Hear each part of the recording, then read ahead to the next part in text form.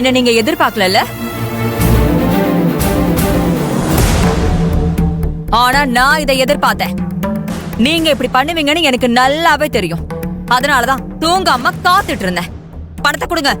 கொடுக்க முடியாது. எதுக்கு இந்த பணத்தை கேக்குற? இப்ப நீ ஏழை சீட்டு கட்டணுங்க. ஏய், அதுக்குதான் என் ஏடிஎம்ல இருந்து பணத்தை திருடிக்கிட்டு இல்ல, திரும்ப எதுக்கு கேக்குற? அது வேற ஏழை சீட்டு, இது வேற ஏழை சீட்டு. பணத்தை கொடுங்க. கொடுக்க முடியாது. கொடுங்க. கொடுக்க முடியாது. ஏய், விடு விடு. ஏய், விடு.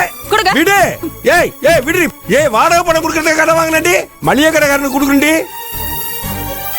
இந்த பணத்தை மட்டும் நீங்க மயிலண்ண கிட்ட இருந்து வாங்கலன்னு வச்சுக்கோங்க. நாளைக்கு காலையில அகல்யாவை அனுப்பி உங்க ஆசை பொண்ணு கிட்ட சீட்டு பணத்தை வாங்கிட்டு வர சொல்லலான்னு நினைச்சேன். நல்ல வேலை, மயிலண்ண கிட்ட இருந்து நீங்களே இந்த பணத்தை கடனா வாங்கிட்டீங்க. ரொம்ப நல்லதா போச்சு. வாங்க போய் நல்லா படுத்து தூங்குங்க.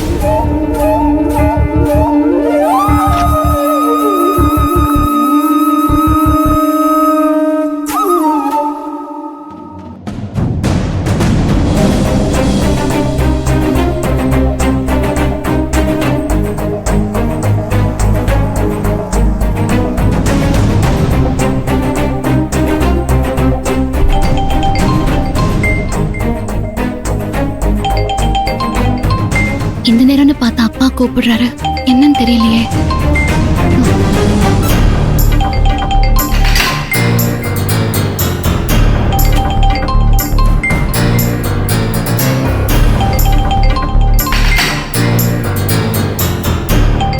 ஐயோ, இந்த அம்மா இன்னும் தூங்காம முழிச்சிட்டு இருக்காங்களே.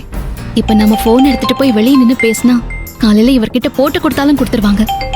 இப்ப என்ன பண்றது?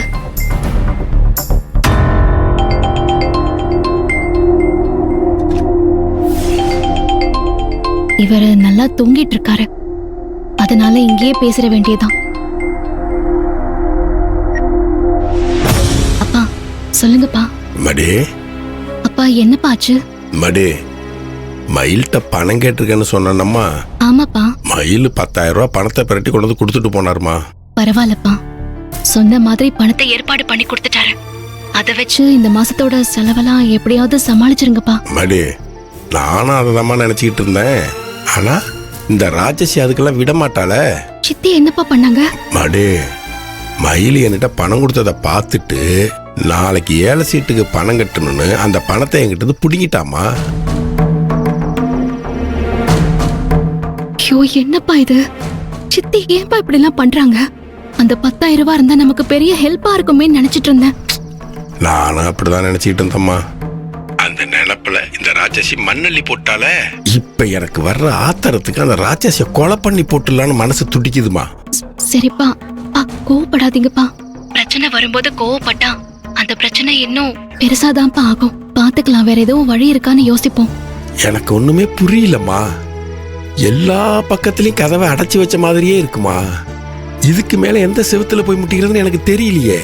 அப்பா அழாதீங்கப்பா, நீங்க தைரியமா இருங்கப்பா. நீங்க தைரியமா இருந்தாலே போதும், நம்ம எல்லாத்தையுமே சமாளிச்சிடலாம். இந்த பிரச்சனையை எப்படி சரி பண்றதுன்னு நான் பாத்துக்கிறேன்ப்பா. மடி, எப்படி ராமா சரி கட்டுவ? எப்படி சரி கட்டுவ? நாளைக்கு மளிகை கடைக்காரனும் ஹவுஸ் ஓனரும் ஒன்ன வந்து பாக்குறதா சொல்றானுங்களம்மா. பணத்தை கொடுக்காம அவங்களை எப்படிமா சமாளிக்கிறது? என்னப்பா சொல்றீங்க? நாளைக்கு அவங்க என்கிட்ட பணம் கேட்க வருவேன்னு சொன்னாங்களா? ஆமாண்டாமா, அந்த 2 பேர்ட்டையும் நான் எவ்வளவோ கஞ்சி பார்த்துட்டேன். என் மக ஆதரகிட்ட பணத்தை கேட்டு தொந்தரவு பண்ணாதீங்க, அந்த பணத்தை நான் ஏற்பாடு பண்ணி தரேன்னு சொன்னேன். ஆனா அவனுங்க மனோரி பேச்சை கேட்டுக்கிட்டு நாளைக்கு உன் வீட்டுக்கு வந்து உன்னுகிட்ட பணத்தை வாங்காம விடமாட்டேன்னு சொல்றானுங்கம்மா. இப்ப என்னதாண்டாமா செய்யறது? எனக்கும் ஒன்னும் புரியலப்பா. ஹவுஸ் ஓனரும் மளிகை கடைக்காரரும் கொஞ்சம் டைம் கொடுப்பாங்க. அதுக்குள்ள ஏதாவது பண்ணி பணத்தை புரட்டிடலாம்னு நினைச்சேன். அதுக்காக தான் நாம அவங்கள பாத்துக்கலாம், சமாளிச்சிடலாம்னு சொன்னேன். ஆனா அவங்க நாளைக்கே இங்க வந்தா என்ன பண்றதுன்னு தெரியலையேப்பா. மடி, இந்த இத்தனை கஷ்டமே என்னாலதானமா. ஐயோ அப்பா, அப்படிலாம் எதுவும் இல்லப்பா. இந்த பிரச்சனைக்கெல்லாம் காரணமே சித்தி தான்.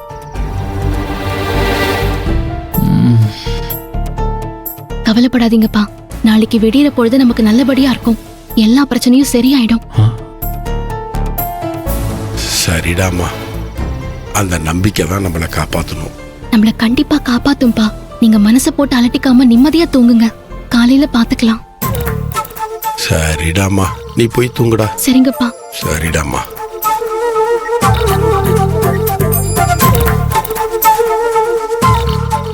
ஆதிர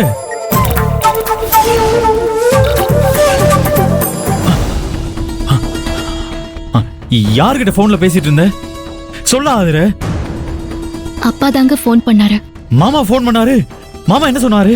அவரால பணத்தை ரெடி பண்ண முடியலையா? நீயே எப்படியாவது சமாளிச்சு எல்லாருக்கும் பணத்தை கொடுக்க சொன்னாரா? ஐயோ, அந்த வீட்டு வாடகையில இருந்து மல்லிகை, பால், கரண்ட் பில்லு எல்லாமே நீதான் கொடுக்கணுமா? நீதான் கொடுக்கணுமா? சொல்லு. இல்லங்க. இல்ல ஆதிர, எனக்கு நல்லா தெரியும் மாமாவால பணத்தை ரெடி பண்ண முடிஞ்சிருக்காது. அதான் அவர் உனக்கு போன் பண்ணி சொல்றாரு. நீ இப்ப என்ன பண்ணுவ? எப்படி பணத்தை திருப்பி கொடுப்ப? எப்படி கொடுப்ப? ஏங்க இல்லங்க, நான் சொல்றத கேளுங்க. நீங்க டென்ஷன் ஆகாதீங்க. ஏங்க எமோஷன் ஆகாம நான் சொல்றத கேளுங்க. பதட்டப்படாதீங்க. மறுபடியும் பிரஷர் அதிகமாயிட போகுது.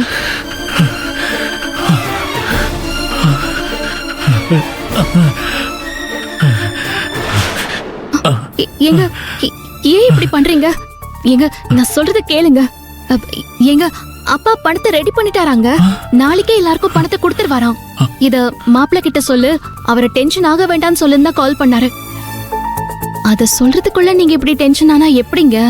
தயவு செஞ்சு அமைதியா இருங்க. ஆதிர, நீ உண்மைதானே சொல்ற?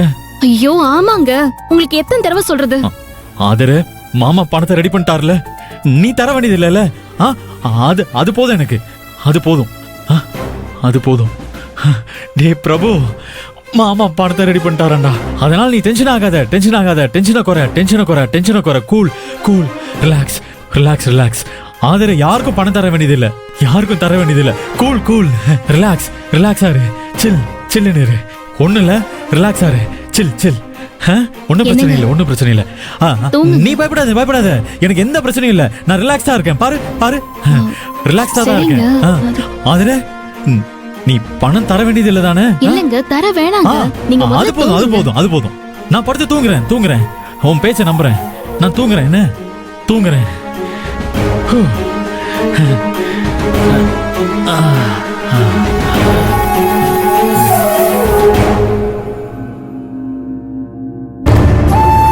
கடவுளே, இப்போதைக்கு இவரை போய் சொல்லி சமாளிச்சிட்டேன். ஆனா நாளைக்கு காலையில பால்காரரு, மளிகை கடைக்காரரு, ஹவுஸ் ஓனர்லாம் வந்தாங்கன்னா அவங்களையும் இவரையும் நான் எப்படி சமாளிக்க போறேனே தெரியலையே.